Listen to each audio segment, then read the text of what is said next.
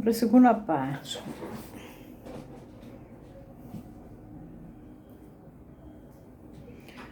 Olha só. Continuando sobre o rapaz. Ele próprio mostrou-se desconcertado pelo seu comportamento em outro aspecto.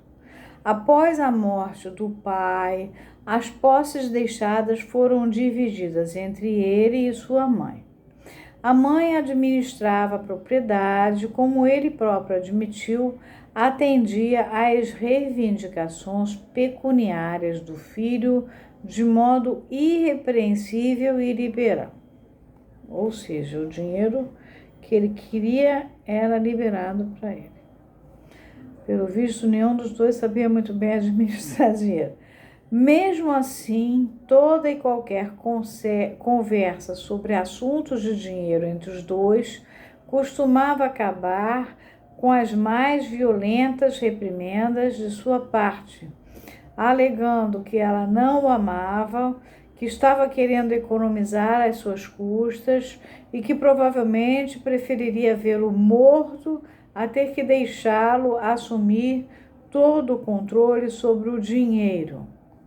A mãe costumava protestar, manifestando com lágrimas o seu desinteresse, e ele então ficava envergonhado de si mesmo e declarava que não pensava de fato em nada disso a respeito dela. Entretanto, era certo que repetiria a mesma cena na primeira oportunidade. Diversos incidentes, dos quais vou relatar dois, mostram que durante muito tempo, antes da análise, as fezes haviam tido para ele o significado de dinheiro. Numa época em que os intestinos não se incluíam ainda na sua enfermidade, foi certa vez visitar um primo pobre numa cidade grande.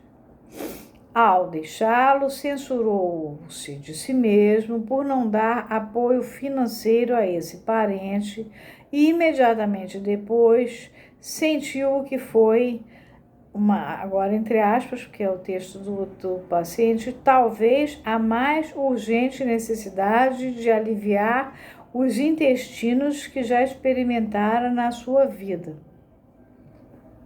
Não deu dinheiro e teve uma diarreia. 2 anos mais tarde, fixou de fato uma anuidade a ser paga ao primo. Eis o outro caso. Aos 18 anos, quando se preparava para os exames finais no colégio, visitou um amigo e combinou com ele um plano que parecia aconselhável por causa do pavor que ambos sentiam de fracassar nos exames. Aí vem uma nota. A palavra alemã Durchfall significa literalmente cair através. É usada no sentido de falhar ou fracassar, como num exame, e também diarreia. O paciente informou-me que a sua língua nativa não tem correspondente ao uso familiar alemão de Durchfall, mas para descrever os distúrbios intestinais. A língua latina do paciente, vocês sabem que é o russo, né? Bom, decidira dar determinada quantia a um empregado do colégio e dessa soma a parte maior seria naturalmente a do paciente.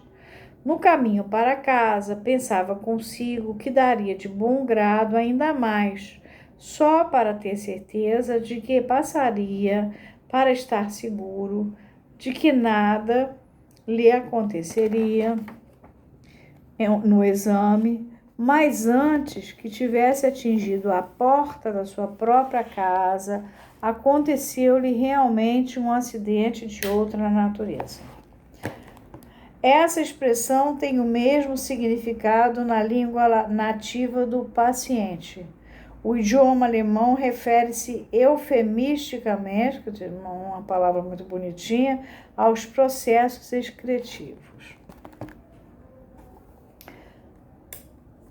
Durante a sua enfermidade de adulto, sofria de obstinadas perturbações da sua função intestinal, embora as diversas circunstâncias determinassem certa flutuação de intensidade.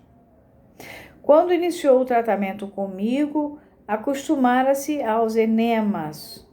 Enema é uma coisa que hoje é proibido, mas eu introduzo pelo ânus uma coisa com água para lavar lá dentro e fazer descer as fezes que estão presas, que lhe eram administrados por um enfermeiro.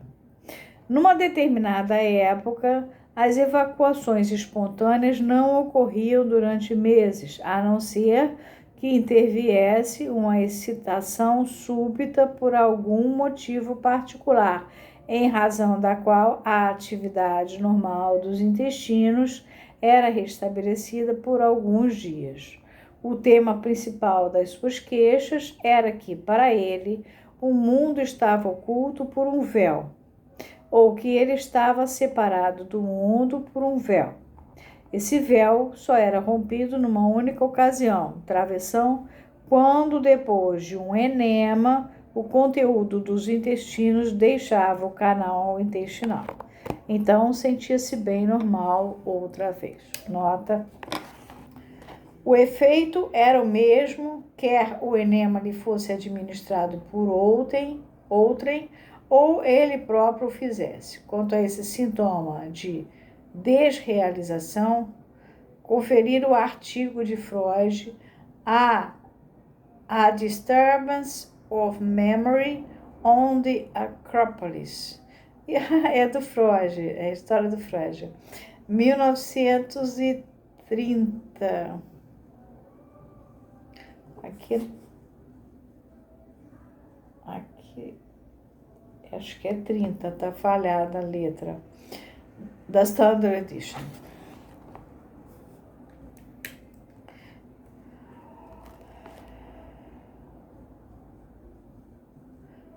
Volume 22. Bom.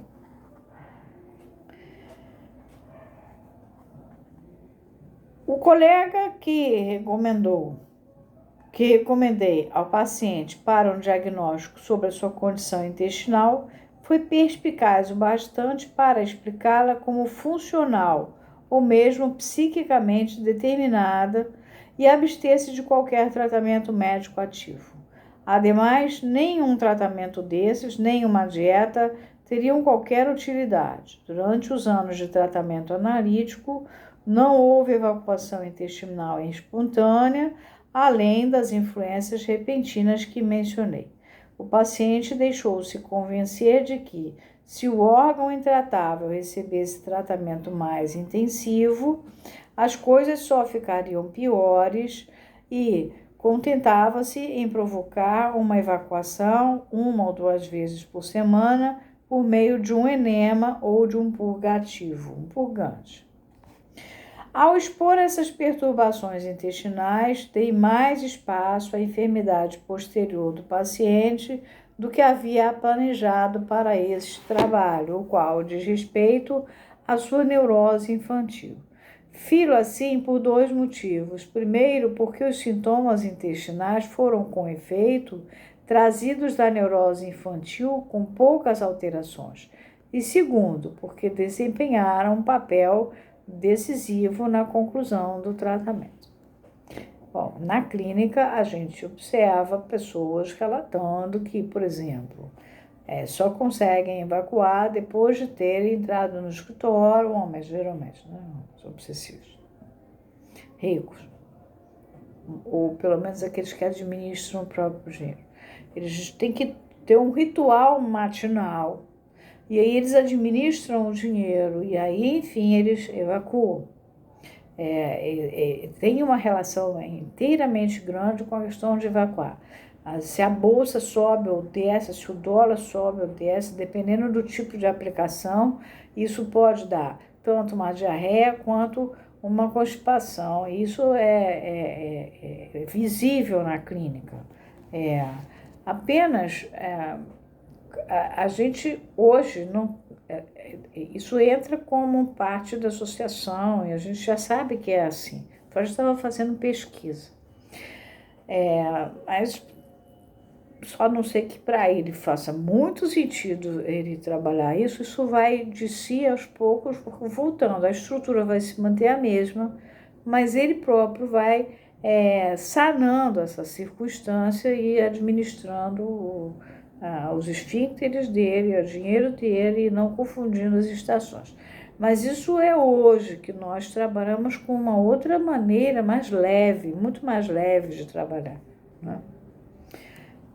Nós, digo, quer dizer, a partir da escola lacaniana, mas não quer dizer que existam ainda pessoas que ainda trabalhem muito claramente com a questão da fase anal, a fase oral e assim por diante.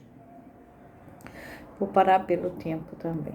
Essa parte é pequena da neurose obsessiva, deixa eu ver. Não é tão grande, mas também nem é tão pequena, porque ele tem que descrever muita coisa. Parando aqui.